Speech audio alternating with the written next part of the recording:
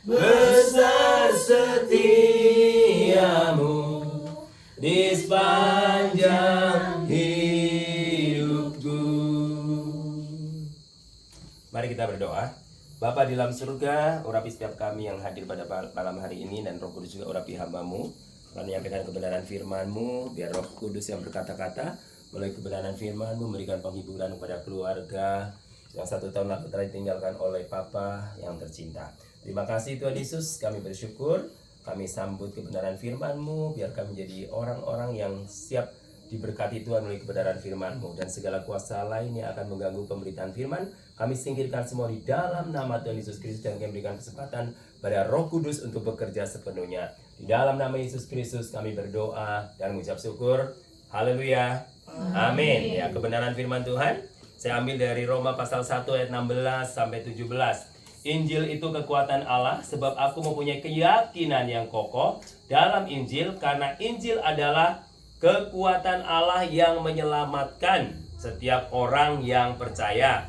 Pertama-tama orang Yahudi, tetapi juga orang Yunani, sebab di dalamnya nyata kebenaran Allah yang bertolak dari iman dan memimpin kepada iman, seperti ada tertulis, orang benar akan hidup oleh iman. Haleluya.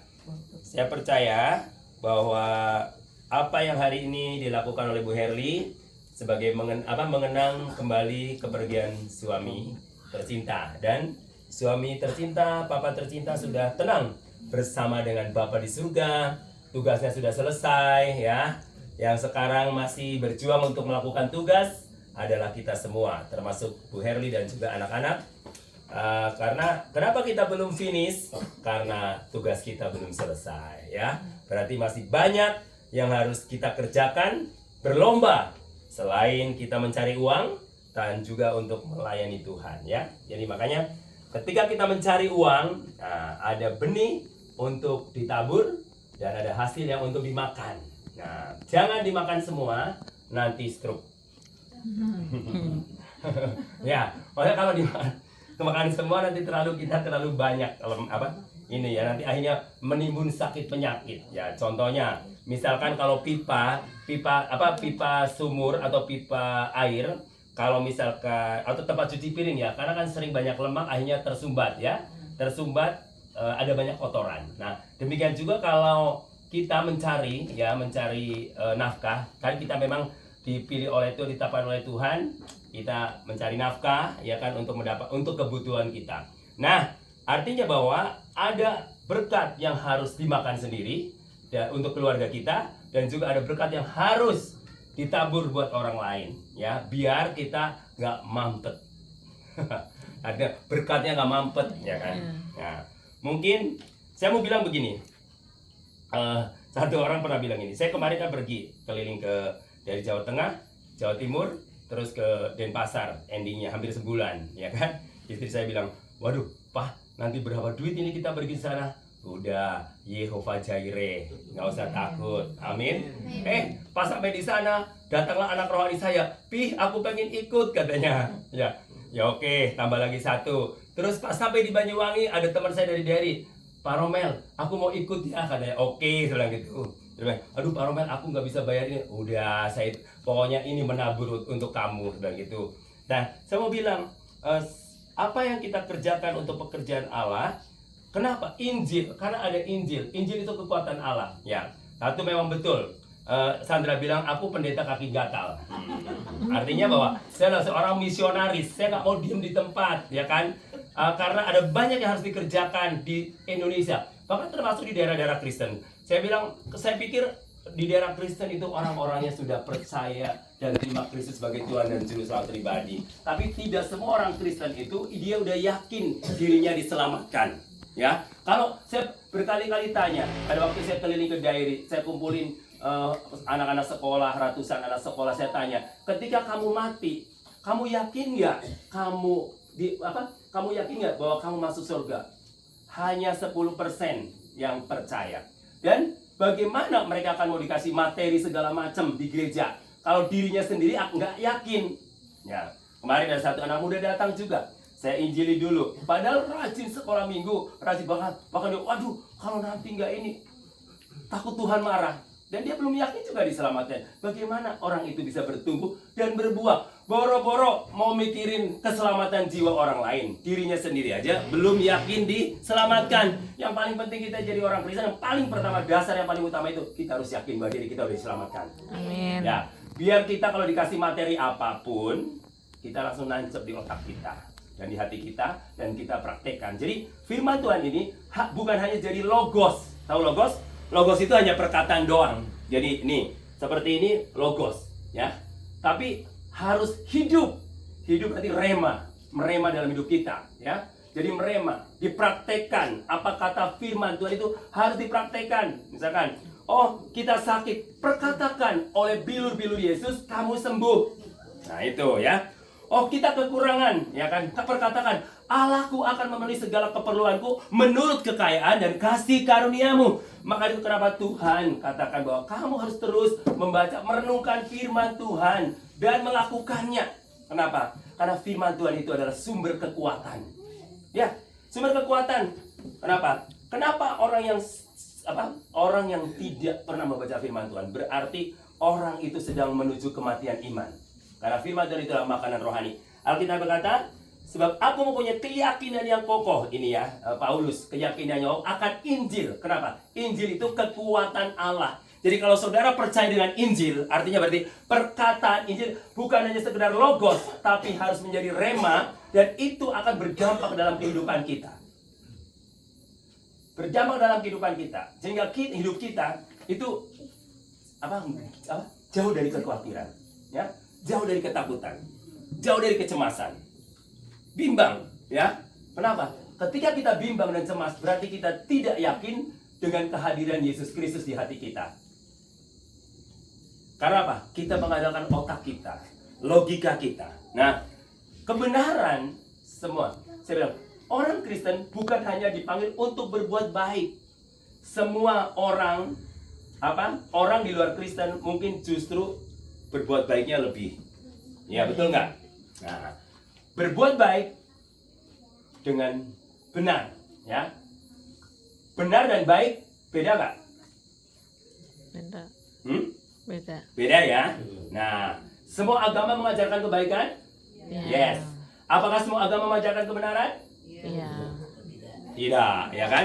Karena only one kebenaran itu di dalam Yesus Kristus. Saudara boleh berbakti sosial, berbagi makanan, ya kan? Keliling mungkin kasih makanan ke orang lain. Tapi ingat, kebenaran tetap kebenaran, ya. Berbuat baik, semua orang juga. Semua agama mengajarkan kebaikan, tapi kebenaran itu hanya satu, yaitu Yesus Kristus. Akulah jalan kebenaran dan hidup. Tidak ada seorang pun yang datang kepada Bapa kalau tidak melalui aku. Nah, itu harus benar-benar disampaikan. Kenapa? Kalau semua agama pun mengajarkan kebaikan, tapi kebenaran itu hanya satu, yaitu di dalam Yesus Kristus.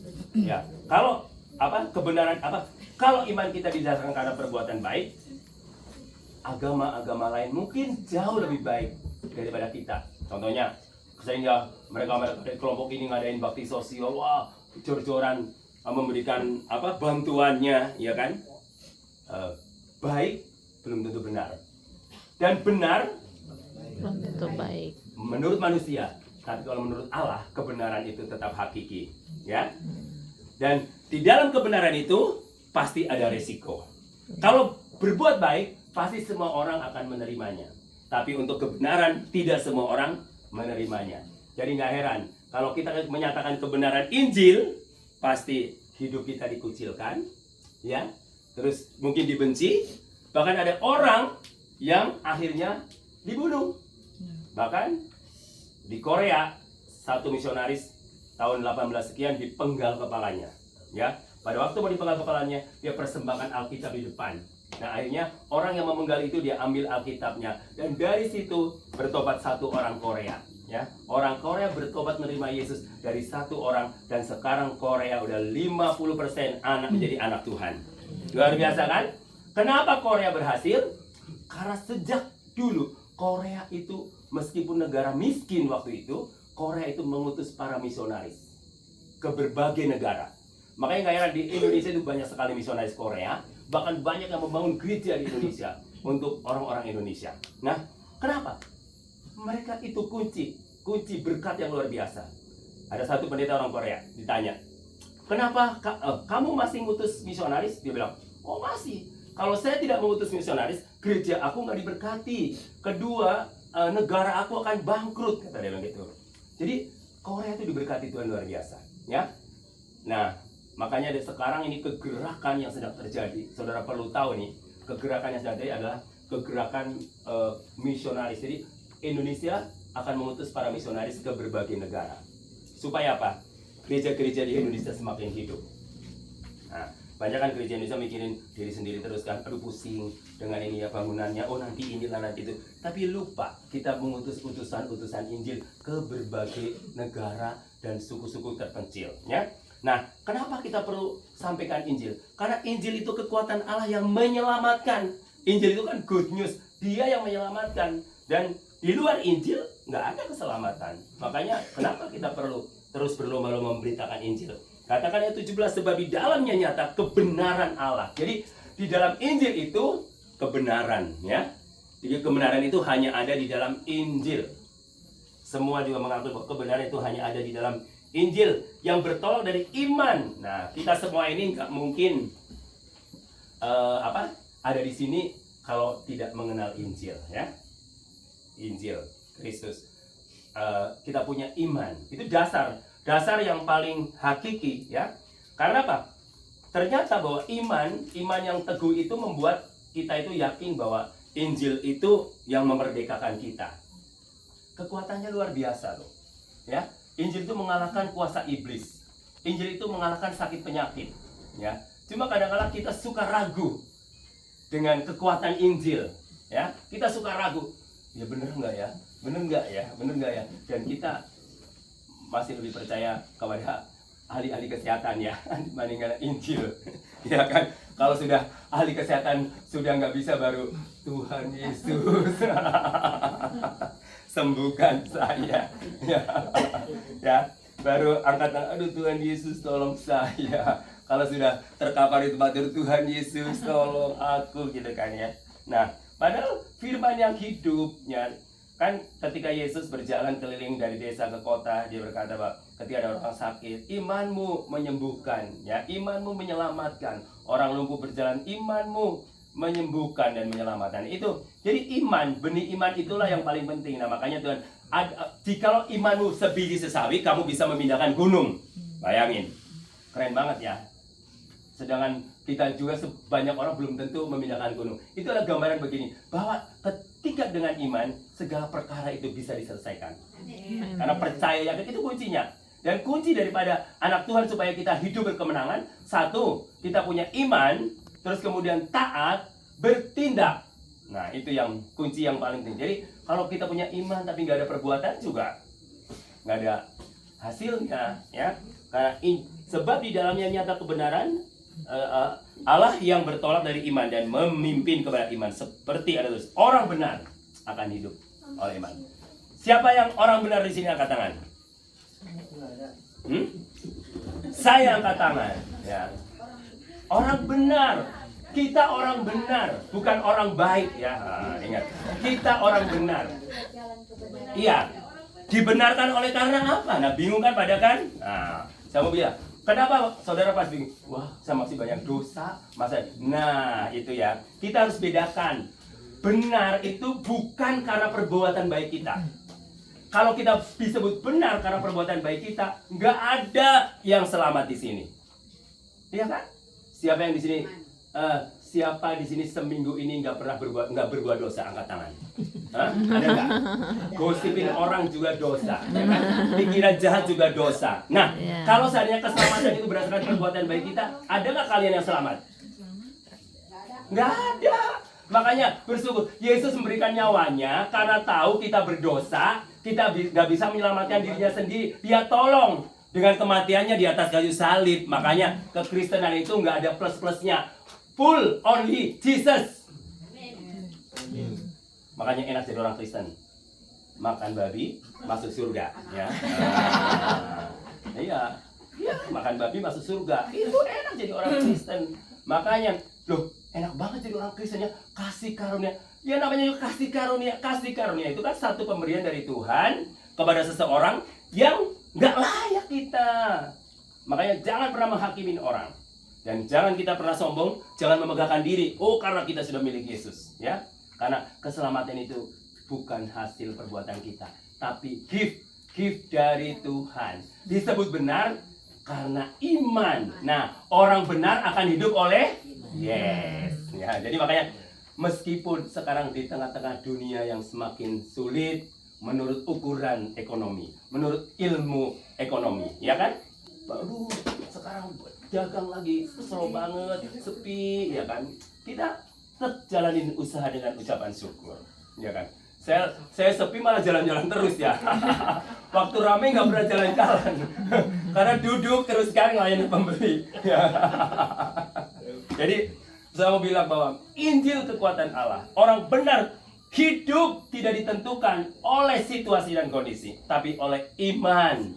Ya makanya Tuhan ajarkan kita. Tuh lihat, burung-burung di udara tidak pernah menabur dan tidak pernah meminta tidak pernah menabur dan menanam, tapi dia dipelihara oleh Bapa di Surga. Bunga bakung yang di padang tidak pernah memintal, menenun, tapi dihiasin jauh lebih indah daripada jubah Salomo, ya. Jadi Tuhan ajarkan kita bahwa orang benar hidup oleh iman. Siapa orang benar? Saya. Karena apa kita benar? Karena Yesus Kristus. Benar oleh karena iman kepada Yesus Kristus, ya. Jadi nggak usah, ada orang, nanti kalau nggak ke gereja aku Tuhan marah gitu kan. Tuhan itu pengasih, Tuhan penyayang. Makanya jangan menanamkan anak-anak ya, nanti kamu nggak sekolah minggu Tuhan marah gitu kan. Kita nanti akhir kan orang kunci Manado itu begitu kalau ngajarin sekolah minggu ya. Atau kunci di sini. Setiap waktu saya dengar tiap ngajar, nanti kalau kamu nggak ke gereja Tuhan marah katanya. Bilang, aduh ini pengajaran dari mana gitu kan ya. Oke, karena gini saya mau bilang, kadang-kala kita suka menanamkan sesuatu yang membuat akhirnya anak-anak kita itu ke gereja karena takut. Nah, jadi bukan karena ke gereja itu adalah kita mau beribadah kepada Allah, mengucap syukur karena Yesus sudah mengorbankan nyawanya untuk kita, dan kita bersyukur datang ibadah, memuji dan memuliakan serta menyembah namanya. Amin. Ya, terus mendengarkan firman-Nya, ya, memuji dan menyembah, ya. Saya mau bilang ini, banyak orang begini. Wah, memuji dan menyembah, aduh nantilah pas firman Tuhan aja lah, pujian mah nggak penting, ya datang pas firman, ya kan? Itu orang egois. Kenapa saya bilang orang egois? Firman itu dari Tuhan untuk kita, tapi kalau pujian dan penyembahan dari kita untuk Tuhan. Berdapat dasar kuasa pujian penyembahan. Setan bisa panas, makanya orang-orang ketika kita, saya dulu waktu di Menara Doa, ada orang tiba-tiba sering ya Bu Herli, di Menara Doa itu orang-orang yang punya kekuatan ada kuasa kegelapannya, wah dia nggak akan betah, wah langsung manifestasi, ya langsung kita lepasin. Ada beberapa orang itu dan diikat. Dan pernah ada satu anak dari Kalimantan, dia itu mengalami transfer spirit pada waktu dia dari Kalimantan, kan dari kecil dikasih ilmu itu ya, dikasih minum oleh keluarganya, apalah pokoknya kekuatan panglima burung atau apa. Nah pada waktu dia pergi ke salah satu supplier saya, dia penyembah Nyi Roro Kidul.